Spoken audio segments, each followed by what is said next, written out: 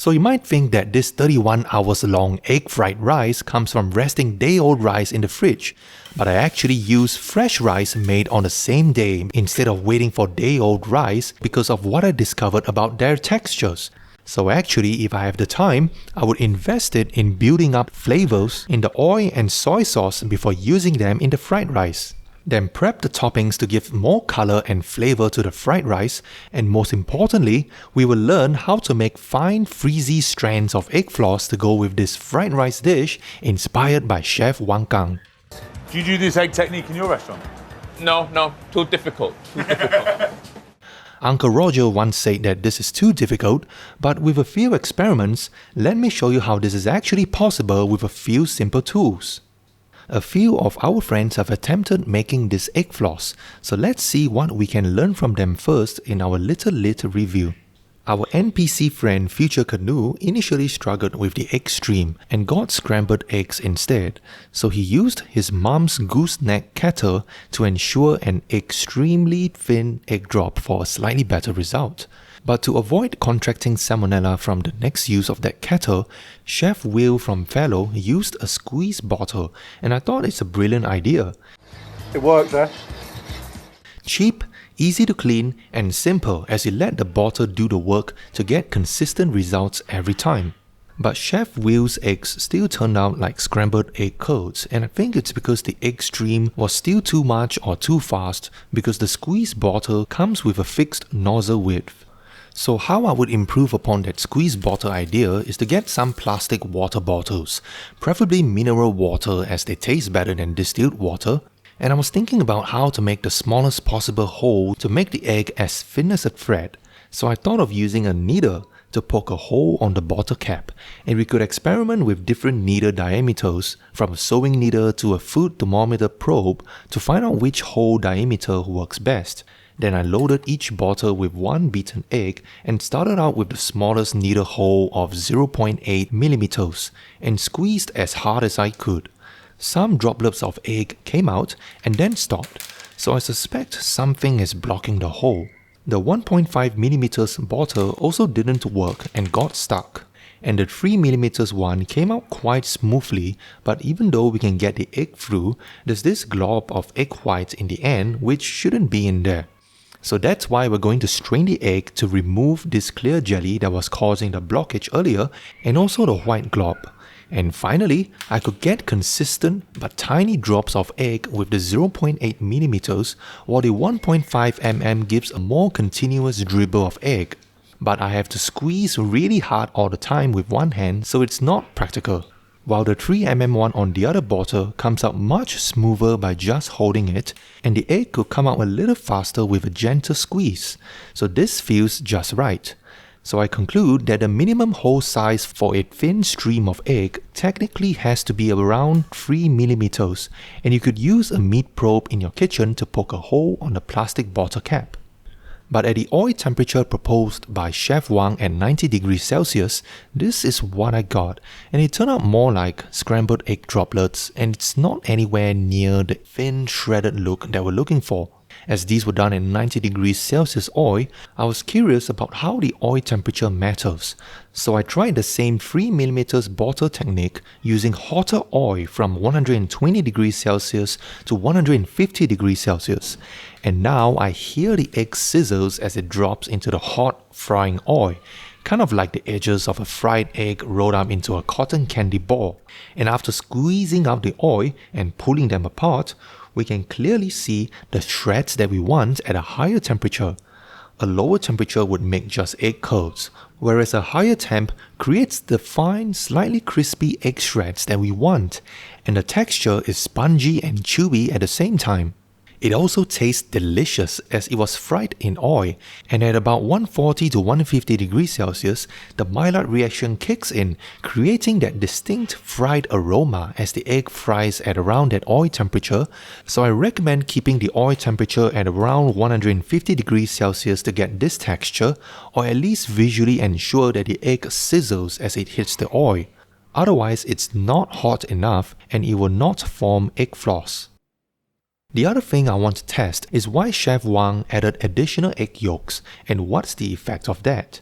So I compared just egg white alone versus an egg yolk to see what each of them does, and we can see that the egg white provides long strands, whereas the yolk doesn't form any strands but gives a crumbly and rough texture. Altogether as an egg, we get long yellow strands, and when more yolks are added, we get a more complex web of threads and increasingly shorter, more frizzy strands with a curly texture. I think this looks much closer to what we're looking for, so that's why we should use additional yolks. Now that we've figured out how to make the egg floss, to make a better fried rice, we have to make flavored oils, and here's why. Since fried rice is fried using oil, if we use a more flavorful oil, we get a more flavorful result, and there are generally two ways to get there. Whenever we start our fried rice or any stir fry in general with a little bit of oil and some sliced aromatics, we're basically doing a quick hot infusion of onion and garlic into the oil to make it more flavorful. But we can take it even further by immersing lots and lots of aromatics in oil, like thinly sliced shallots, and letting them brown fully to infuse all of its flavors into the oil, which gives us the famous shallot oil to elevate any dish with a sweet oniony aroma. And we can also get some crispy fried shallots for another dish. I used vegetable oil here, but who says we have to use vegetable oil? Because the second way to a more flavorful oil is to use a more flavorful one to begin with. We saw how Chef Wang Gang used lard to grease his rice before frying them, and in Uncle Joshua's But Better series, he also smoked some duck fat to make a better fried rice. Animal fats like pork fat, duck fat, or beef tallow are arguably healthier than ultra-processed seed oil, but are relatively more expensive, so since pork fat is a more affordable luxury for me, I could buy packets of them to make lard by first cleaning them in boiling water. I add a dash of Chinese wine to reduce any unpleasant porky scent and some ginger slices for fragrance. Then bring it to a boil to ensure the pork is fully cleansed by boiling water. Then discard the impure water and rinse the fat in cool fresh water a couple of times until the water runs relatively clear. Then add the fat back into the wok without any water to let it render slowly on medium heat. Slowly but surely, liquid fat would start forming on the bottom until it becomes a pool of oil to fry its own fat. This ends up at a high temperature of about 190 degrees Celsius, and what we get in the end are these crispy little brownies, crumbly but soft in the inside that just melt in your mouth. Save them for another dish. And to flavor the lard, instead of using shallots, I'm going to use an aromatic combo of scallion, garlic, and ginger for that classic fragrance in Chinese dishes, known also as the Chinese mirepoix, in a ratio of 3:1:1 by weight, since I want the flavors of scallion or the oniony flavors to stand out the most, and some cloves of garlic and just a few slices of old ginger to balance it. And we're going to infuse them in the lard on medium heat until the ingredients have fully browned. Then take it off the heat and let it cool down with the aromatics still in there to fully infuse all of its essence into the oil before straining it. But don't throw away the brown aromatics yet, as they can still be used for stir fries like with lean pork and cabbage for lunch. Then strain the liquid fat using a fine nylon mesh to leave out this sludge or tiny bits of fried stuff so we get pure, clear lard. And there we have pork lard that is so flavorful to begin with, but infused further with aromatics to fry our fried rice in the liquid golden oil it deserves. And once it's chilled, the lard would turn into a cream white semi-solid. And just like how we flavored our oil with extra ingredients, we could also similarly level up our soy sauce by simmering extra ingredients in there before using it in our fried rice. And I'm not adding MSG to my fried rice, because you know what's better than MSG? Food that naturally contains MSG, like dried seafood, scallops, or mushrooms for vegetarians, and I like the deep umami flavors.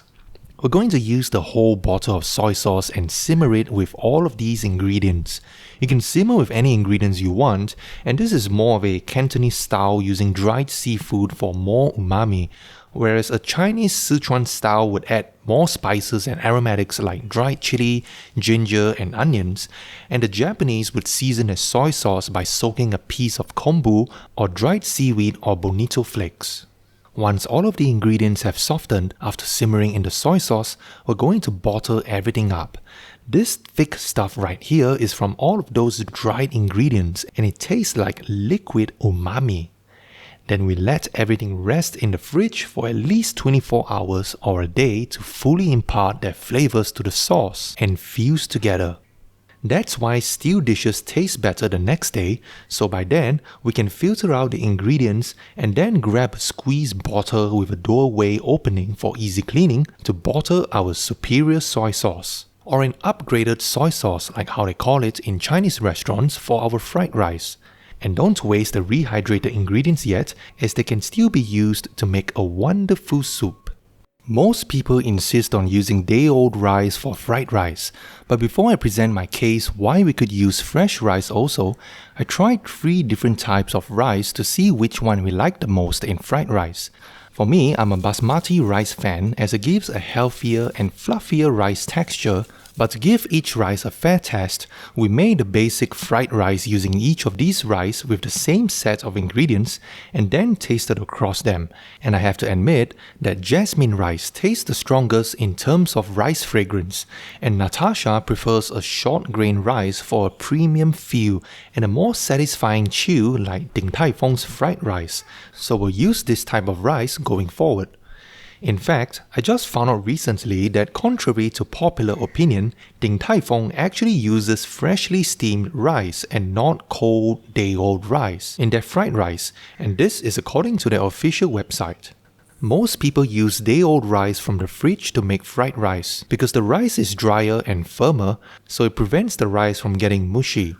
While that's true, I believe we could still use fresh rice to make fried rice if we just do one more thing. Just let it cool. Fresh rice actually starts losing moisture the moment it's done cooking.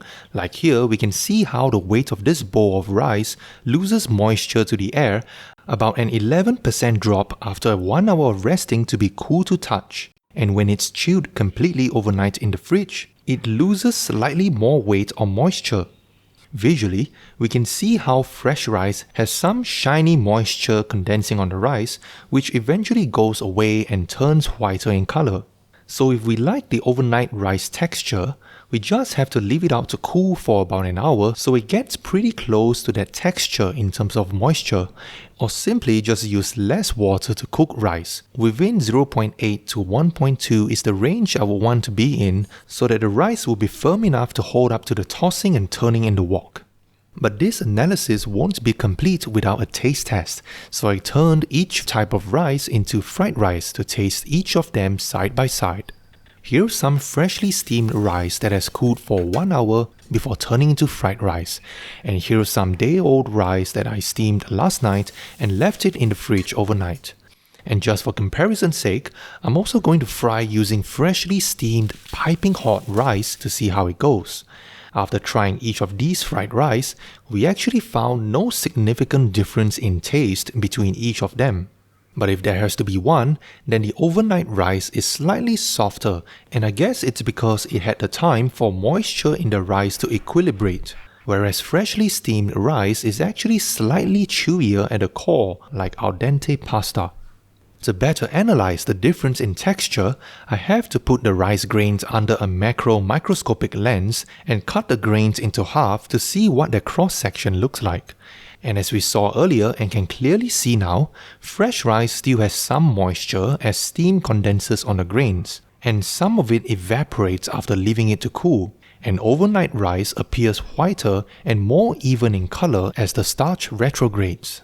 Cross-section wise, we can see the wet, gel-like middle of freshly cooked rice as water and starch combine under heat to form a gel, and some moisture escapes and eventually redistributes across the grain.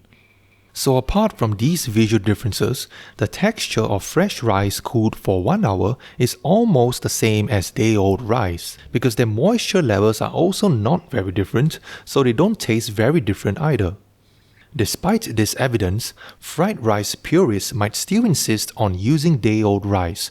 So my view is because this practice evolved out of tradition, as Asian families love to cook rice and make a big batch every time, because we could store the excess in the fridge to cook fried rice the next day, or sometimes due to unforeseen circumstances, maybe a family member is not eating that day, so we end up using leftover rice to make fried rice without making a fresh batch of rice, even though freshly cooked rice could taste just as good, or even better, as Daddy Lau told us. 有我本人中意咧，我就中意新鮮飯，好似我啲特別係我嗰啲泰國米咁炒出嚟嗰飯，佢軟香得嚟就軟，佢唔會係硬。The hallmark of fried rice is when every grain is individually separate. But since fresh rice is naturally sticky, to help with the separation, Chef Wang Gang first hand-mixed lard with cooked rice so that each grain is nicely greased and coated before hitting the wok. But if you really want to make fried rice in hard mode, watch how this wok grandmaster from Taiwan, approved by Uncle Roger, deal with this giant clump of rice. This is what cold rice actually looks like, sticky and lumpy due to starch gluing the grains together, and in fact this is a short grain rice which makes it even more sticky than jasmine rice. But he just breaks up the lump of rice by mashing and tossing them in the wok repeatedly to coat the rice with hot oil. Clearly, the rice was cooked with a moderate amount of water so that the grains are still bouncy and not too soft, so it could hold up to the tossing and pressing in the wok without turning into mush. The end result is very separate rice grains, as you could just tap the wok to let the grains fall freely onto a plate. The easier method for home cooks like me is to separate the rice by hand before cooking to compensate for the lack of skills in wok tossing. So getting the lard in between each grain first ensures that every grain is greased sufficiently. I think this method is great as it ensures that not too much oil is added, and it's also easier to separate the rice first by hand than to toss and break up a fresh lump of rice in the wok. The end result looks and tastes pretty much the same, and it was certainly much easier to make the fried rice when the rice was hand mixed with lard beforehand. To investigate further on the ideal amount of oil to add to our fried rice, I tried various amounts of oil per gram of rice, using shallot oil as an example. With more oil, it becomes easier to fry the rice as it's sloshing around in oil. But obviously, 100% oil is too much as we end up with fried rice in a pool of oil, and even 50% is also too much as there is a small puddle of oil at the bottom of the plate. So I will cap the total amount of oil used to be around 25% of the raw rice weight, and in fact, I'm only going to use just 10% lard to rub into the rice because there's going to be more oil from the fried egg floss, and we're also going to add some lard to stir fry other ingredients which we'll explore next. Before putting my fried rice together, we need to choose what other ingredients to add and how to prepare them for a better taste and texture. The most basic egg fried rice has egg and rice besides oil and seasonings like salt or soy sauce. But to add more colors and flavors, we could use spring onion and also proteins like mushrooms to make it vegetarian. And I specifically recommend rehydrated dried mushrooms for its stronger flavors, or use meat such as minced pork or seafood like prawns. The green and orange vegetables like spring onion and carrot make this dish healthier and visually more appealing. Actually, you can add anything you want into fried rice, but more importantly in my view, the ingredients should be cut into small grains, ideally as small as the width of a grain of rice, so that the attention is on the rice, which should be the star of this dish, as long as other ingredients are not chunky pieces which look more like stir-fried meat and vegetables with rice. This also helps to get a wider variety of ingredients onto every spoonful for a more delightful eating experience. Now we can put together the fried rice using everything we've learned. Prepare 2 whole eggs and add 4 more egg yolks for a more flossy texture. Strain to get rid of the egg white jelly and fill a bottle with a 3mm hole on the bottle cap. Heat a sufficient amount of oil to about 180 degrees Celsius and squeeze in the egg where the oil is clear. Stir the oil gently while making random stop and go squeezes and make sure that the egg sizzles to create a flossy texture. Then drain it and squeeze out the excess oil to let it cool to touch so that the long strings of egg could be untangled, or rather teared into small strands of egg floss to compensate for the lack of wok tossing skills. Similarly, get some freshly steamed rice that has been cooled to touch for about an hour, then rub some lard in between each grain to separate them as much as possible. Add another dollop of lard to stir fry the minced pork, animal and fat reunited, and once the meat is nearly cooked, add in the other ingredients and toss to combine with the egg floss, and also add the rice that has been coated with lard and keep mixing till all the rice is evenly combined with everything else. Throw in some spring onions and mix to combine. Then season with some salt so that we don't have to use too much soy sauce for seasoning, otherwise the color might get too dark like soy sauce fried rice. Because I've tried various amounts of soy sauce per gram of rice to season fried rice with just soy sauce, and I found that 5% or 5 grams of soy sauce to 100 grams of raw rice is too bland. 10 grams is lightly seasoned, while 20% is heavily seasoned, and 30% is just too salty, and the color is too brown also. So I recommend using about 10% soy sauce to maintain the whiteness of the rice and top up with a little salt to reach the right level of seasoning. So go ahead and squeeze in that small amount of our superior soy sauce, enhanced with umami dried ingredients. Then finish with a little more raw spring onion, so we have both fried and fresh spring onions in there. To get a nice round presentation, pack it into a bowl first, then invert onto a plate very carefully. And this is my 31 hours egg fried rice. Take some photos for the thumbnail and let's see what she thinks. The egg is flossy and wraps around the rice, giving a fluffy, airy texture. I could taste the fragrant soy sauce with an extra umami taste that makes me want to eat more, and the oil has an oniony and porky taste, making me love this egg fried rice. I'm glad this turned out well despite not having enough wok tossing skills, because with a little experimentation and technique, I could get pretty close to Chef Wang Gang's fried rice, especially the egg floss part. Putting this fried rice together taught me how to elevate this simple and humble dish, using what chefs talk a lot about, that is to build depth in flavor. Just like how in Photoshop we stack layers to create a more interesting image, we can also apply this in cooking by infusing the oil and soy sauce with more layers of flavor. But the layers are actually hidden because we've used lots of ingredients to impart their flavors to the oil and the sauce, but we don't see these ingredients anymore on the plate. So that's why I call it building hidden depths of flavors. In some restaurants, I believe they prepare their aromatic oil and season their soy sauce in bulk so that all of their dishes taste better.